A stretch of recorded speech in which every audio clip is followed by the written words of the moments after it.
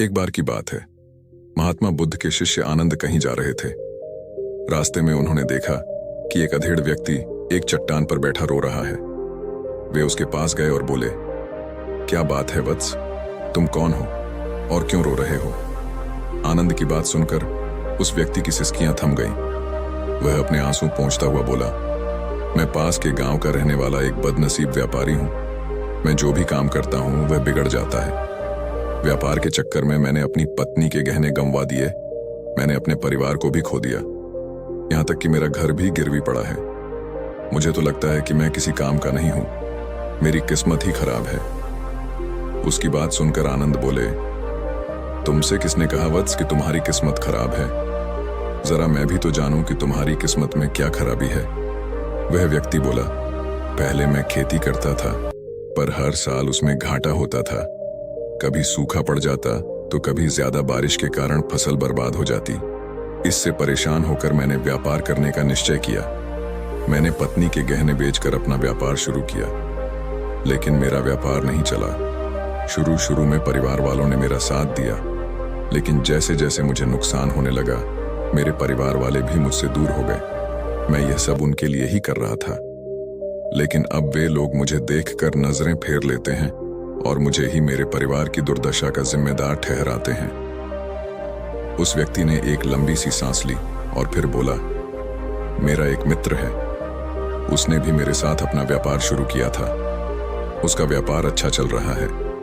वह जब भी मेरे घर आता है तो अपनी सफलता की कहानियां सुनाता है। उसकी बातें सुनकर मेरे घर वाले भी कहते हैं कि उसे देख और कुछ सीख। हमें तो लगता है कि तेरे वश का कुछ भी नहीं है। उन लोगों की बातें सुन सुनकर अब तो मुझे भी लगने लगा है कि शायद मेरे वश का कुछ भी नहीं है। अब तो मुझे अपना जीवन ही व्यर्थ लगने लगा है। मेरे मन में ख्याल आता है कि अपना जीवन समाप्त कर लूं। मैं यहाँ आया भी इसी इरादे से था, लेकिन हिम्मत नहीं कर पाया, इसीलिए यहाँ एकांत में बैठा विलाप कर रहा था। आनंद बोले, ओह, तो ये बात है। वैसे क्या तुम इसके अलावा कुछ और भी कहना चाहते हो? उनकी बात सुनकर वह व्यक्ति बोला, एक ओर मेरा हर काम खराब हो जाता है, दूसरी ओर मेरा मित्र है जो हर समय मुझे नीचा दिखाने का प्रयत्न करता रहता है। मुझे समझ में ही नहीं आता है कि मैं क्या करूं। आनंद बोले, क्या तुम अपने मित्र की बातें सुनकर दुखी हो जाते हो? हाँ, मैं उसकी बातें सुनकर स्वयं दुखी हो जाता हूं, उस व्यक्ति ने जवाब दिया।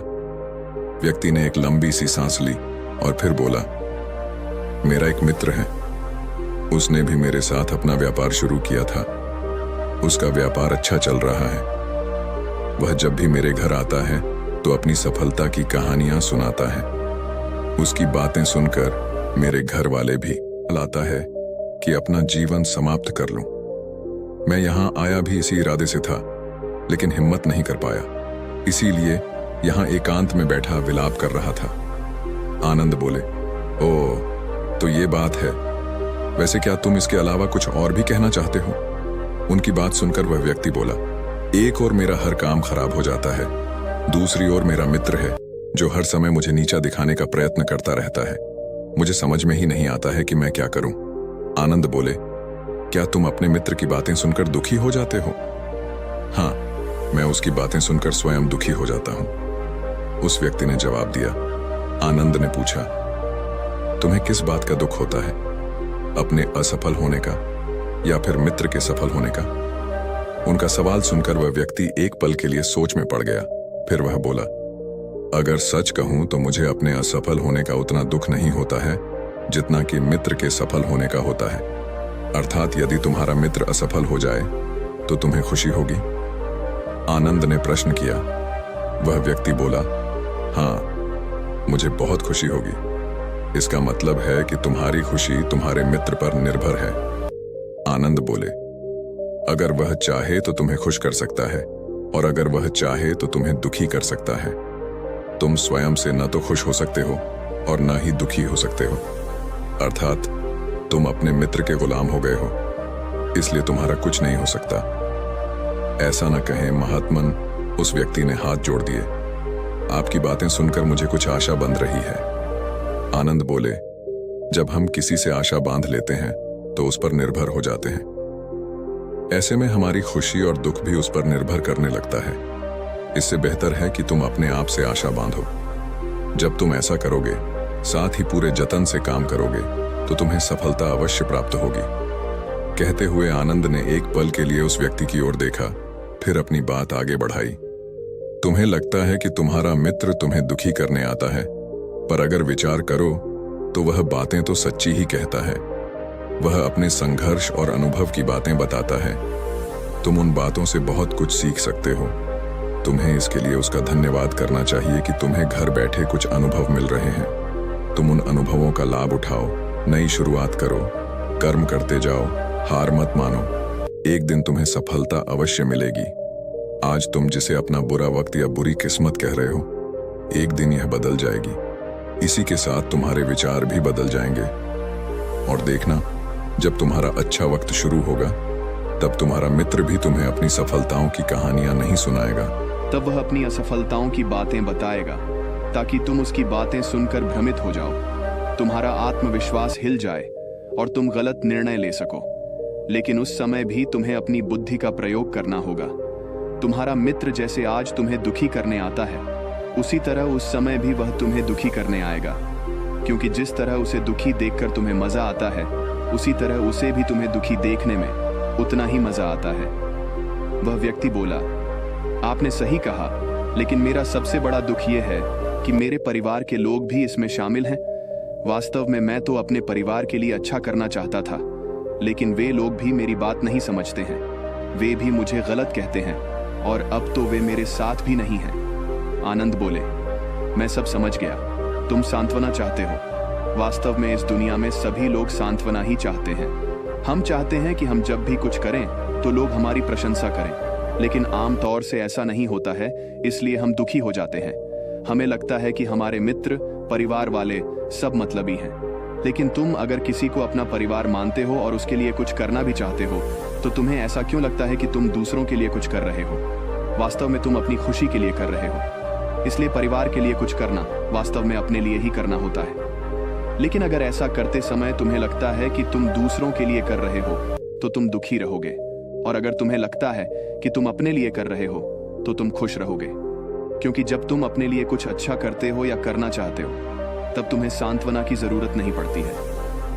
आनंद की बातें सुनकर उस व्यक्ति के चेहरे के भाव बदल गए। वह बोला, आप सही कह रहे हैं, मैं समझ गया हूं। अब तक मेरी किस्मत खराब इसलिए थी क्योंकि वह दूसरों के हाथ में थी। अब मैं अपनी किस्मत को अपने हाथ में रखूंगा। मैं फिर से प्रयत्न करूंगा, पूरे मन से काम करूंगा, और जब तक सफलता नहीं मिल जाती, चैन से नहीं बैठूंगा। उस व्यक्ति की बात सुनकर आनंद मुस्कुराए और उसे एक छोटी सी डिबिया देते हुए बोले, इस डिबिया को हमेशा अपने पास रखना। इसमें एक ऐसा राज है जो तुम्हें बड़े से बड़े दुख से भी बाहर निकाल लेगा। लेकिन इसे तभी खोलना जब तुम्हारे जीवन में कोई रास्ता न सुझाई दे और तुम्हें लगे कि सब व्यर्थ है। ये दुनिया व्यर्थ है और यहां रहना भी व्यर्थ है। उस व्यक्ति ने आनंद को धन्यवाद दिया और डिबिया को लेकर चला गया। उसने नए उत्साह के साथ फिर से अपना व्यापार आरंभ किया। उसका व्यापार चल निकला। अपनी मेहनत और लगन के बल पर वह एक बड़ा व्यापारी बन गया। परिवार वाले भी उसके साथ आ गए और उसका जीवन हंसी खुशी बीतने लगा। अब वह भूतकाल का रोना छोड़ चुका था।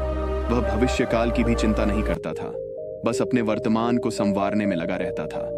और जो कुछ भी वह करता था, वह अपने लिए करता था, अपनों के लिए करता था। इसलिए वह प्रसन्न था। उसके जीवन में अब कोई दुख नहीं था। लेकिन वक्त हमेशा एक जैसा नहीं रहता है, वह बदलता रहता है। उसके जीवन में भी बदलाव आया। एक दिन उसके राज्य पर पड़ोसी राजा ने चढ़ाई कर दी। उसने इस राज्य पर अपना कब्जा कर लिया। उसके सैनिकों ने चारों ओर लूट मार मचा दी। उन्होंने व्यापारी का सारा धन लूट लिया। उसके घर में आग लगा दी। जान बचाने के लिए उसे अपने परिवार के साथ वहां से भागना पड़ा। वह व्यक्ति अपने परिवार के साथ कई दिनों तक इधर उधर भटकता रहा। वह दाने दाने को मोहताज हो गया। उसका बच्चा बीमार हो गया। इलाज के अभाव में वह तड़पने लगा। यह देखकर उसका हृदय चीत्कार कर उठा। वह कैसे अपने बच्चे का इलाज कराए? उसके पास तो खाने के लिए भी पैसे नहीं थे। ऐसे में उसे एक बार फिर निराशा ने घेर लिया। उसे लगने लगा कि उसका जीवन व्यर्थ है, सारी दुनिया व्यर्थ है, किसी भी बात का कोई मतलब नहीं है। भले ही आप जीवन में कितना भी कुछ कर लो, कितनी भी सफलता हासिल कर लो, पर अंततः यह जीवन समाप्त ही होता है। तो फिर ऐसे में जीवित रहने का क्या फायदा? इससे तो अच्छा है कि वह अपना जीवन समाप्त कर ले। लेकिन तभी उसके दिमाग में आनंद की दी हुई डिबिया कौंध उठी। उसने उत्सुकता के साथ उसे खोला। डिबिया के भीतर एक पर्ची रखी हुई थी। पर्ची पर कुछ लिखा हुआ था। उसे पढ़कर उसकी आंखों के आगे छाया निराशा का अंधेरा छंट गया और वह मुस्कुरा पड़ा। पर्ची पर लिखा हुआ था, यह समय भी बीत जाएगा। उसने डिबिया को अपनी मुट्ठी में भींच लिया और एक नई शुरुआत के लिए उठ खड़ा हुआ। दोस्तों, अगर आप भी ऐसी ही परिस्थिति से गुजर रहे हैं तो निराश न हों। अपने अतीत पर शोक मत करें, न ही भविष्य की चिंता करें। अपने वर्तमान को जिएं और उसे बेहतर बनाने के लिए सच्चे मन से प्रयत्न करें। यकीन जानें, जल्दी ही आपकी किस्मत भी बदलने वाली है।